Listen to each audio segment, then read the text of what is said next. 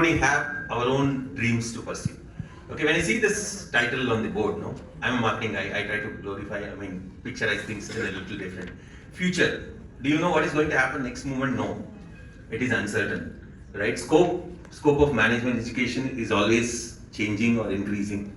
Realities. Do we live in realities always? No. The realities are different and our perceptions are different. Okay, we see the real world in our own way. Okay, when you say that you want to be an entrepreneur, okay, you still have the sense of, okay, you have that ambition of being an entrepreneur. You don't become an entrepreneur immediately, right? So you need to equip yourself with the skills which are required, not for today, more importantly for the future. Okay, let me tell you, like any business school or any PGDM institution or MBA institution will definitely provide you all opportunities to become an entrepreneur, because you learn not just about marketing or finance or HR, about everything. Okay, and more importantly, what makes you different from any other guy who is looking for a management or any kind of a job is taking risk. Okay, you need to be more creative, more innovative, and take risk, willing to take risk, willing to accept challenges, willing to accept failures. Okay, right, willing to fail. I think that matters a lot. So, the question which you have asked, what I suggest you is basically, you are at that stage where, time is very, very important, right? You should look at that time. And we also talk about that time management, okay? But I have studied about this question, which you have just asked, you are in youth stage, right? And youth are basically the pillar of the nation. If you are spending the maximum time just for preparing the competitive exams, suppose, right? You are just right now preparing, you are also looking for that next year, what you have, just given a thought in the mind. So if you are that much productive in this age, right, and you will just spend your time preparation for that competitive exams, when you will be going to prepare for your next, what the industry is demanding. So what I will suggest you is, go ahead with the complete kind of exploration and research about what the good colleges are, right?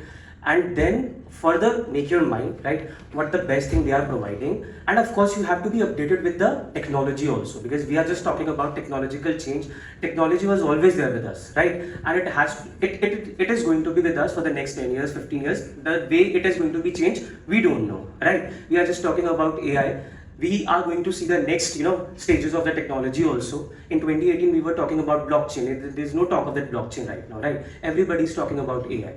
So when you know exactly that much disruptive the market is and how it is going to change, the skills are very, very important, right? So that skill sets you need to develop, and the sooner if you are going to go ahead with this, the better will be it is. There's two exercises I will advise everybody to do here, okay?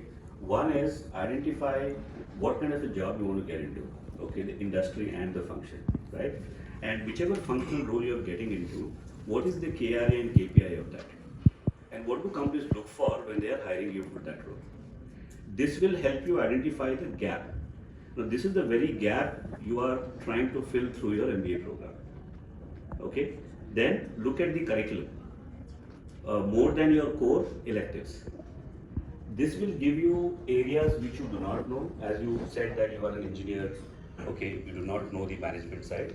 So whatever courses you are studying which are non-tech related, okay, or non-maths related, perhaps those are the areas which you might want to brush up or do some online courses, so that you are ready to maximize the outcome from your. In fact, you to write in your SOP. Why it is important, isn't it? Yeah. So see, why business school are looking you to write your own SOP? This is all about your why and how. What is your clarity about this program, isn't it? Business school भी तो जानना चाहता है, जैसे आप बहुत सारी चीजें बिजनेस स्कूल के बारे में जानना चाहते हैं, तो बिजनेस स्कूल को भी तो अधिकार है ये जानने के लिए कि आप कितने क्लियर हो, ये जानना चाहते हैं कि आपका क्या ऑब्जेक्टिव है. Why and how do you think this program is going to add value to your career? वो आपके अंदर क्लैरिटी आ गई, वो क्लैरिटी चाहिए एसओपी के अंदर. A little brief 3-4 line about you and a little bigger paragraph how this course is going to change or new amplitude to your career. ये आपको रीजन देना होगा, ये क्लैरिटी चाहिए एसओपी के अंदर. This is what all business schools are looking for. Everything in a storyline, as sir has also mentioned, that this is what I am expecting from this course, and this is what I have to offer, or maybe I am skilled in this many things. I may be able to contribute in, say, cultural. I may be able to contribute into, say, B-plan competitions.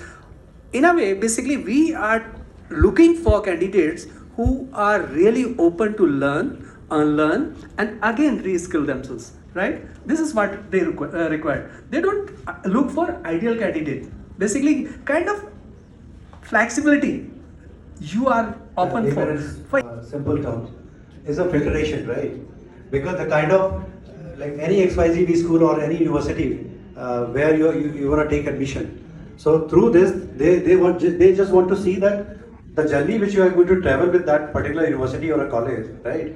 So basic or very requisite things that is required so that we both can come together and that institution can work on those skills basically. At least you should have something to that, right? Which can make excel by that institution while working on those 2 years, 3 years, whichever the program duration is, right?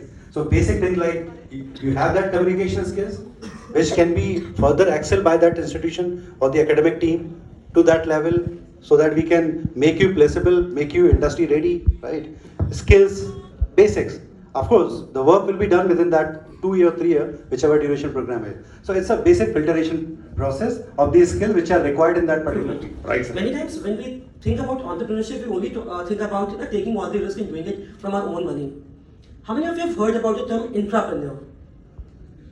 That is corporate entrepreneurship. So the interesting part is all the big corporate houses, be it HCL or be it HP, or let me talk about a brand like Max.